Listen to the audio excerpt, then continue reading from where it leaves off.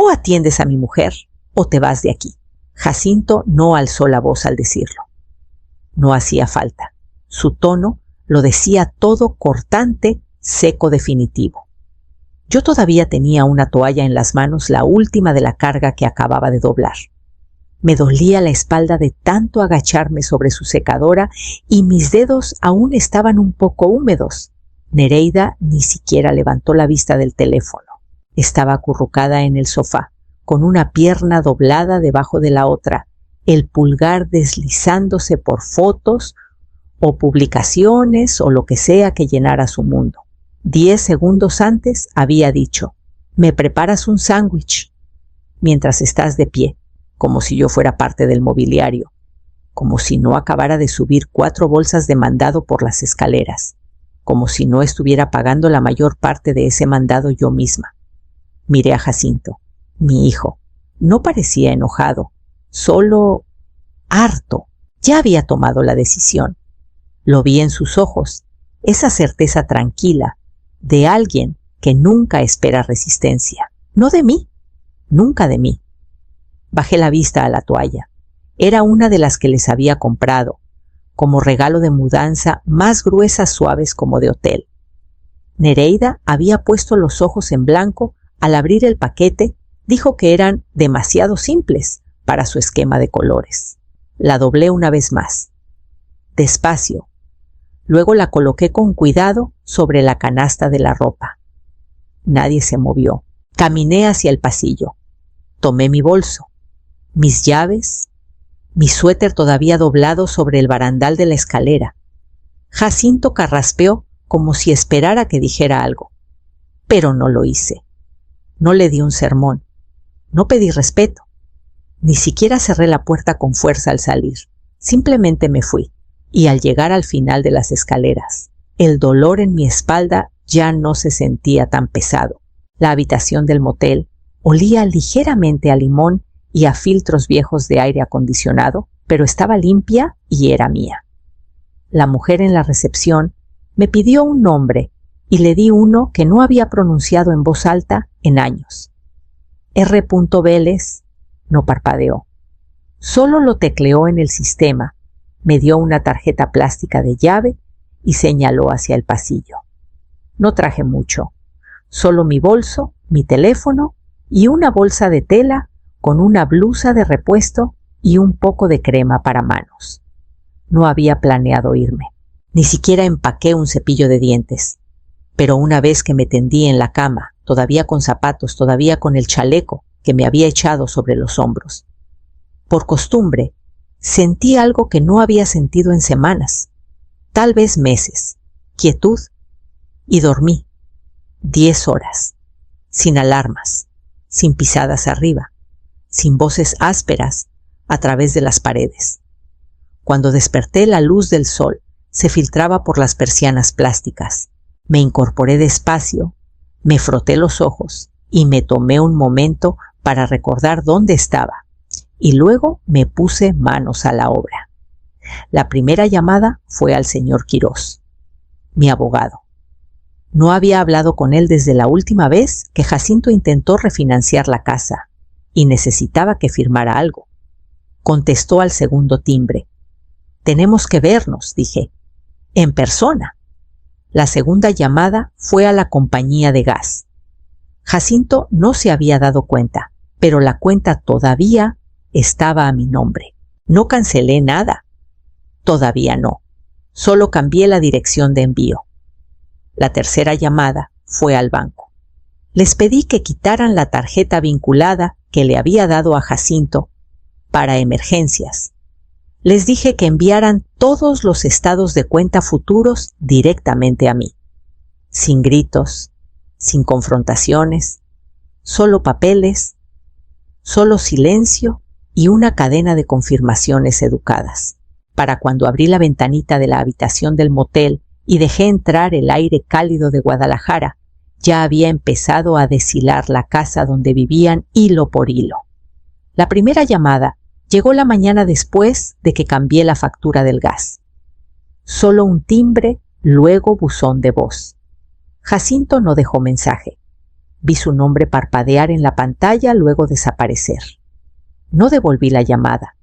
En cambio, caminé 2 cuadras hasta el cafecito donde había quedado de verme con el señor Quirós. Era uno de esos lugares con tazas desparejadas y mesas de madera que nunca se asientan bien. Elegí un asiento cerca de la ventana y esperé. Llegó puntual, con su maletín en mano, mangas arremangadas. No intercambiamos cortesías. Deslicé una carpeta manila sobre la mesa. «Estos son los documentos viejos», dije, «los de la casa». La abrió despacio, escaneó las páginas, luego asintió. «Tu nombre todavía está en la escritura», dijo. Lo sabía. Había cofirmado el préstamo cuando Jacinto y Nereida no calificaban solos. Dijo que era temporal, solo hasta que las cosas se estabilizaran. Eso fue hace 7 años. Tomé un sorbo de mi café. «¿Puede quitarme sin mi consentimiento?» «No», dijo Quirós, «a menos que hayas firmado algo después». «No lo hice». «Entonces la casa todavía es parcialmente tuya». No dije nada de inmediato. Miré por la ventana al semáforo, parpadeando en rojo, al otro lado de la calle. Un chavo en patineta pasó rodando con una bolsa de comida para llevar colgando en una mano. Quirós dejó la carpeta a un lado. «¿Quieres reclamarla?» «Quiero que sepan», dije, «que no soy invisible. Discutimos opciones, las calladas. Empezaría el papeleo para transferir mi porción de la propiedad a un fideicomiso sin anuncio, sin confrontación. Solo un trámite y un cambio en el equilibrio que no notarían hasta que el piso se inclinara. Firmé los formularios preliminares antes de irme. Me ofreció acompañarme de regreso, pero decliné. Tenía otra parada que hacer. Había una tarjeta que le di a Jacinto hace 3 años. Una que pensaba que había olvidado. Era hora de ver a dónde había ido el dinero. El sobre del banco era más grueso de lo normal. Lo noté en cuanto cayó por la ranura en la recepción del motel, con mi nombre tecleado pulcramente en la etiqueta, que había redirigido solo un día antes. Lo subí sin abrirlo, lo puse en el escritorio pequeño junto a la ventana y me quedé ahí un buen rato antes de rasgarlo. Los números saltaron primero, no el saldo, los renglones. 15,000 colones a una tienda de belleza donde nunca había entrado. 10,000 colones a un sitio en línea de ropa que no reconocía. 5,000 pesos por boletos de concierto en una noche que pasé en casa doblando ropa. Volteé la página, luego otra. El total superaba los 30,000 pesos esparcidos a lo largo de semanas en que estuve cocinando cenas y pagando cuentas, pensando que la tarjeta extra que le di a Jacinto estaba guardada para emergencias. Mis manos no temblaron. Lo que sentí no fue sorpresa, fue claridad, como cuando el sol rompe la neblina. Llamé al banco para confirmar. La mujer al teléfono fue amable, eficiente. Me leyó los cargos de nuevo, preguntó si los reconocía. Dije que no. Preguntó si el titular de la tarjeta era alguien que conocía. Sí, dije, pero eso no cambia la respuesta. 1 hora después, entré a la comisaría a unas cuadras del motel. Las luces fluorescentes zumbaban suavemente arriba. Tomé un número, esperé mi turno y me senté frente a un oficial joven que parecía apenas lo suficiente mayor para afeitarse. Me escuchó mientras explicaba. Preguntó cuándo noté los cargos, si había dado permiso, si alguien más tenía acceso a la tarjeta. Luego hizo una pausa pluma en el aire. ¿La persona que usó la tarjeta es familiar?, preguntó. No dudé. Ya no. Asintió una vez y lo escribió. Sin juicio, sin sorpresa. Solo tinta en papel y un número de caso al principio de la página. Cuando salí de nuevo, el aire se sentía más cálido que 1 hora antes. Me di cuenta de algo, entonces el dinero importaba, pero no era lo peor. Lo peor era que lo habían tomado mientras se sentaban frente a mí, en la mesa, preguntando qué iba a hacer de cena y asumiendo que nunca miraría lo suficientemente cerca para notarlo. No tenía que estar en la casa para saber cómo hablaban de mí. Había oído ese tono antes, el que borra a una persona de un plumazo. Se fue, diría Nereida, agitando la mano como si fuera un capricho. No lo aguantó. Podía imaginar a Jacinto abriendo el refrigerador, mirando los estantes que yo mantenía surtidos, luego cerrando la puerta sin comentario. Podía imaginarlo diciéndose a sí mismo que era temporal, que me calmaría y volvería como siempre, que me disculparía por hacer las cosas incómodas. Las cuentas no paraban solo porque yo no estuviera ahí. Gas, agua, el aviso de la hipoteca que todavía llevaba nuestros 2 nombres. El papel tiene una forma de decir la verdad, aunque la gente no lo haga. Nereida les dijo a sus amigos que me había puesto dramática. Se reía de eso, decía que volvería al final de la semana, una vez que extrañara al bebé, o me diera cuenta de lo duro que era sin familia. Lo decía con confianza, como alguien repitiendo una historia que siempre había terminado igual. La dejé creerlo. Mientras esperaban que regresara, organicé los recibos en el escritorio del motel en pilas ordenadas. Resalté fechas. Escribí notas en los márgenes. Contesté correos del banco y envié copias a mi abogado. No me apresuré. No hacía falta. La verdad era que había regresado muchas veces antes. Regresado después de ser desechada. Después de que me hablaran por encima, después de que me dijeran que era demasiado sensible o chapada a la antigua o demasiado. Cada vez habían aprendido la misma lección, que yo lo absorbería, que yo suavizaría las cosas, que yo mantendría las luces encendidas. Esta vez me quedé donde estaba. Cociné una cena sencilla para una sola, usando la parrilla pequeña del motel. Lavé el plato yo misma y lo puse boca abajo para que secara. Nadie me pidió nada. Nadie comentó cómo lo hice. Al final de la noche tenía una lista de próximos pasos doblada en mi bolso y cada uno de ellos avanzaba sin que yo tuviera que poner un pie de nuevo en esa casa, porque la parte que todavía no entendían era que no me iba para castigarlos, me iba para poner algo en su lugar que no se pudiera deshacer. Le puse al fideicomiso el nombre de mi padre. Él me había enseñado que los nombres importaban en el papel, que cargaban peso cuando las voces se ignoraban. Firmé donde el señor Quirós indicó, inicialé cada página y vi cómo mi porción de la casa pasaba de algo asumido a algo definido. Tomó menos de 1 hora. La empleada explicó el proceso con un tono practicado. Fideicomiso en vida. Transferencia registrada. No se requiere notificación.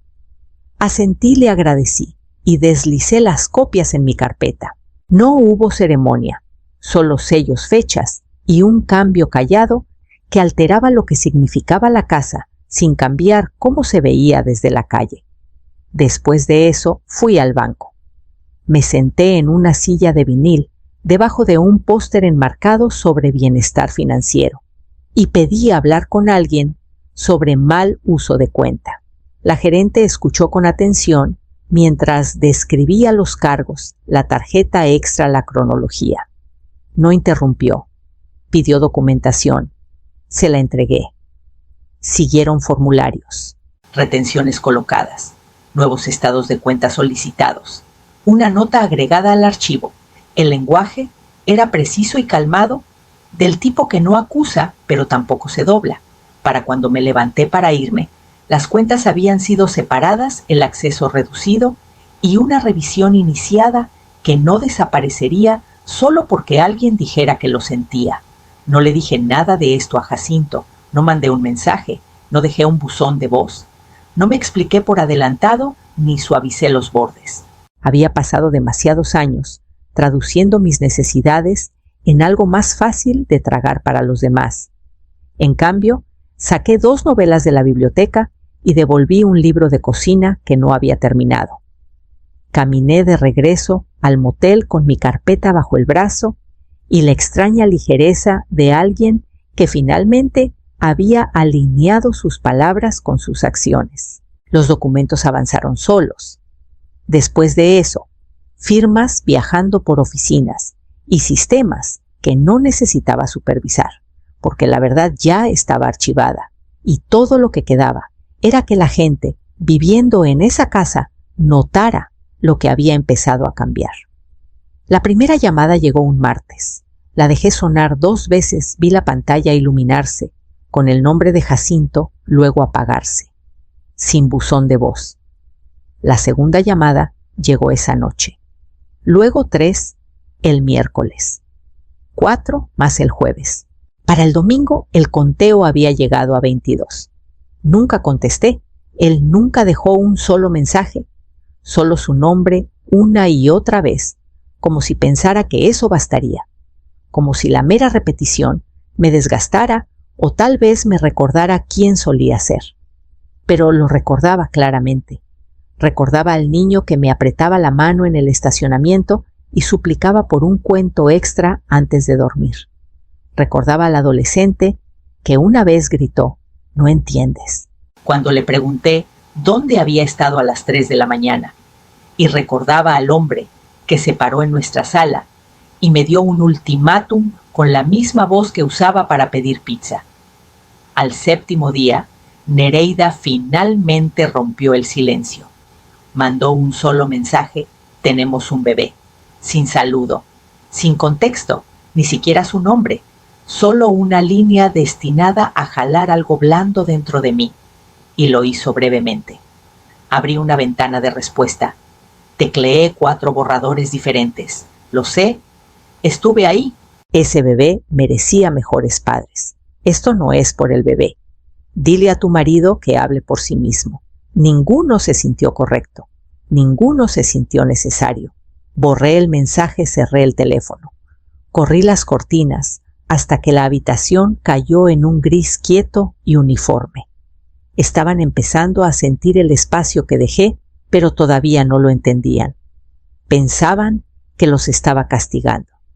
No veían que era un límite. No enojo, no rencor. Me preparé un té. Me senté junto a la ventana. No estuve ahí para verlo, pero no hacía falta.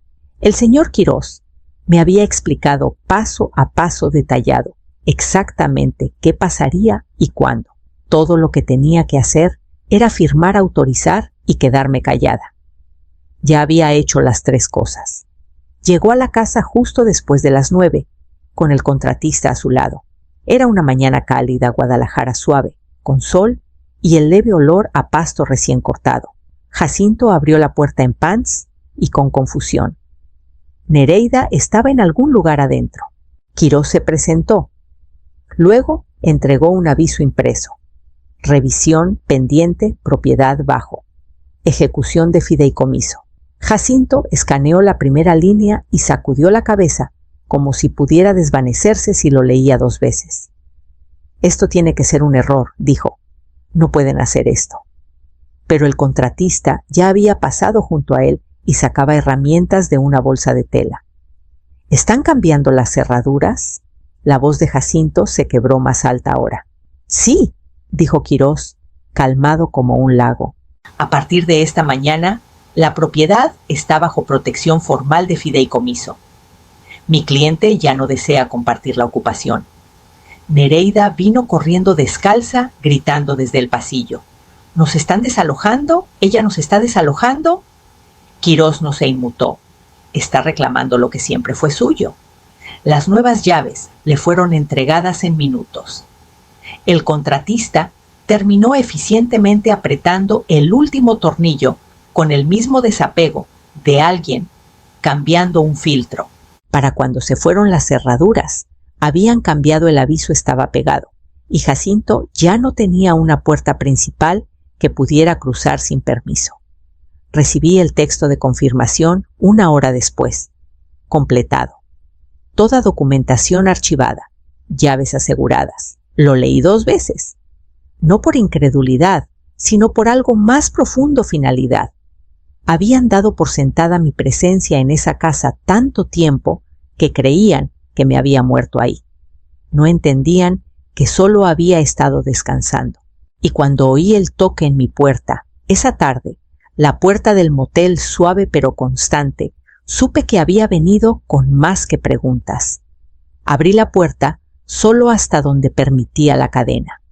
Jacinto estaba en el pasillo angosto afuera de la habitación del motel, manos metidas en los bolsillos de la chamarra, hombros caídos de una manera que reconocía de cuando era más joven, atrapado, no arrepentido todavía.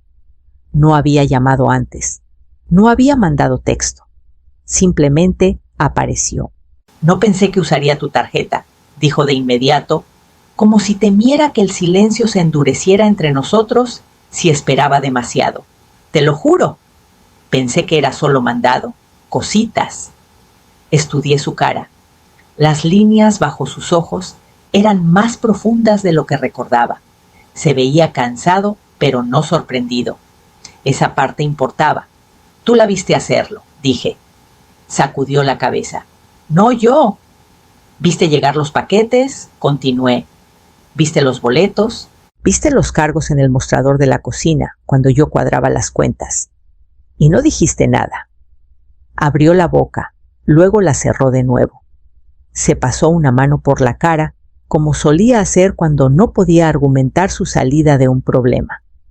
«No quería empezar una pelea», dijo bajito. «Todo ya estaba tenso. Pensé que si solo mantenía la paz, la mantuviste para ti», dije. «No la mantuviste para mí». Las palabras cayeron más duras de lo que pretendía, pero no las retiré. Los ojos de Jacinto se llenaron, pero no lloró. Solo se quedó ahí, asintiendo, como si finalmente estuviera escuchando en vez de esperando su turno para hablar. «Quiero arreglar esto», dijo. «Dime qué hacer». Alcancé atrás en la habitación y tomé el sobre que había preparado esa mañana. Era grueso con copias estados de cuenta del banco, el número del reporte policíaco, la documentación del fideicomiso, el aviso que ya había visto en la puerta. Se lo entregué por la ranura. «Empieza por leer esto», dije. «Todo». Tomó el sobre con ambas manos como si pesara más que papel. Vi cómo sus dedos se apretaban en los bordes, vi cómo se daba cuenta de que esta no era una conversación que pudiera dirigir más. Cerré la puerta suavemente y del otro lado, por primera vez en semanas, me sentí lista para decidir qué venía después. Pasaron 6 meses sin dramas, sin llamadas en la noche, sin mensajes pidiendo ayuda disfrazados de preocupación. La vida no se suavizó de golpe, pero se estabilizó. Me mudé a un departamentito con ventanas que atrapaban la luz de la tarde y una cocina que se mantenía quieta, a menos que yo eligiera lo contrario. Ese domingo puse la mesa para 4. Mi hermana llegó primero trayendo una bolsa de fruta y cuentos de su colonia. Mi ahijada la siguió, pelo todavía húmedo de la ducha, riendo mientras se quitaba los zapatos en la puerta. Platicamos mientras terminaba de emplatar la comida, nada complicado, nada apurado. Nadie me pidió que me levantara por ellos. Nadie corrigió cómo hacía las cosas. Puse los platos luego, hice una pausa antes de poner el último lugar. El plato extra había estado en el gabinete por meses. Lo saqué, lo puse al final de la mesa y volví a la cocina sin comentario. Jacinto llegó tarde. Oí su toque y abrí la puerta yo misma. Estaba ahí sosteniendo un pie en ambas manos, como una ofrenda que no estaba seguro de que aceptarían. Se veía más sano que la última vez que lo vi. Más callado también. No habló. Yo tampoco. Entró, puso el pie en el mostrador y esperó. Asentí una vez hacia la silla vacía. Eso fue todo. Se sentó. No se ofrecieron disculpas. No se demandaron explicaciones. Pasamos platos, servimos bebidas, comimos. El silencio no era pesado. Era cuidadoso como un puente todavía en reparación. No lo perdoné. Todavía no. El perdón toma tiempo y ya no tenía prisa. Pero lo dejé quedarse. Lo dejé comer la comida que había hecho en una mesa que me pertenecía, en un hogar donde no tenía que ganarme mi lugar. Cuando terminó la comida, envolví las sobras, lavé los platos a mi ritmo y me paré en el fregadero viendo cómo se asentaba la tarde, sabiendo que lo que viniera después pasaría en mis términos, porque esta vez no le iba a devolver mi vida a nadie que solo la valorara cuando le servía.